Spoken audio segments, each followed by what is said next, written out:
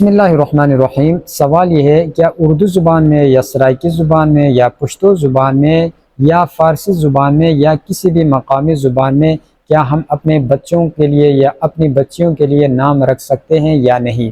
کیا دین اسلام میں صرف عربی زبان ہی میں نام رکھنا لازم ضروری ہے یا دیگر مقامی زبان میں ہم اپنے بچوں کے لیے یا اپنی بچیوں کے لیے نام رکھ سکتے ہیں یا نہیں؟ تو ویڈیو شروع کرنے سے پہلے آپ سے چھوٹی سی ریکویسٹ چاہتی ہے، پلیز ہمارے یوٹیوب چینل کو ضرور سبسکرائب کیجیے گا، ثواب کے نیت سے دوستوں کے ساتھ بھی ضرور شیئر کیجیے گا۔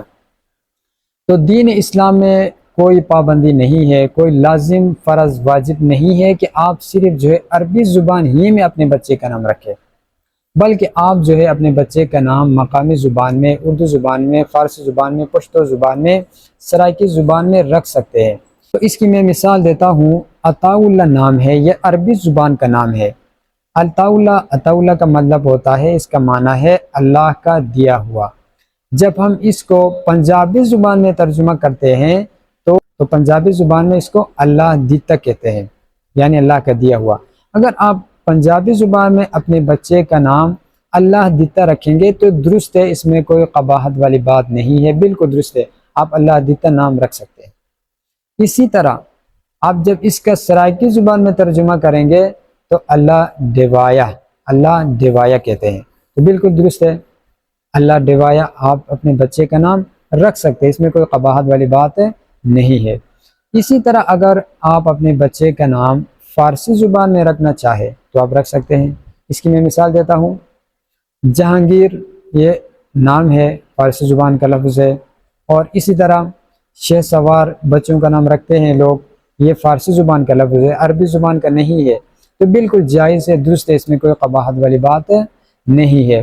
تو خلاصہ کلام یہ نکلا کہ دین اسلام میں کوئی پابندی لازم ضروری واجب نہیں ہے کہ صرف عربی زبان ہی میں نام رکھا جائے، بلکہ آپ کوئی بھی مقامی زبان میں آپ نام رکھ سکتے ہیں، اردو زبان میں، سرائکی زبان میں، پنجابی زبان میں، فارسی زبان میں، کسی بھی زبان میں آپ اپنے بچے کا نام رکھ سکتے ہیں۔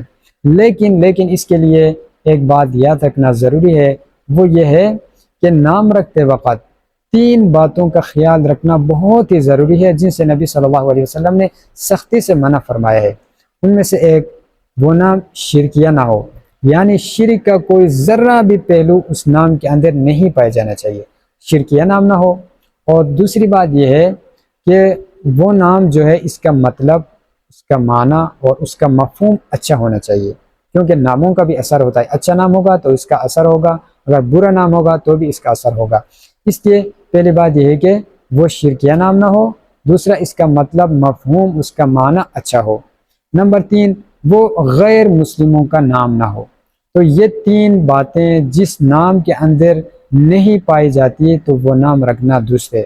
ہاں، جس نام کے اندر یہ 3 باتیں پائی جائے، یعنی شرکیہ نام ہو، اس کا مطلب مفہوم برا ہو، اور وہ غیر مسلموں کا نام ہو، تو پھر وہ آپ اپنے بچوں کے لیے نہیں، اپنی بچیوں کے لیے وہ نام رکھ سکتے ہیں۔ تھینک یو سو مچ، جزاک اللہ، اللہ حافظ۔ اگر ویڈیو پر اچھی لگے تو پلیز یوٹیوب چینل کو ضرور سبسکرائب کیجیے گا، ثواب کے نیت سے دوستوں کے ساتھ بھی ضرور شیئر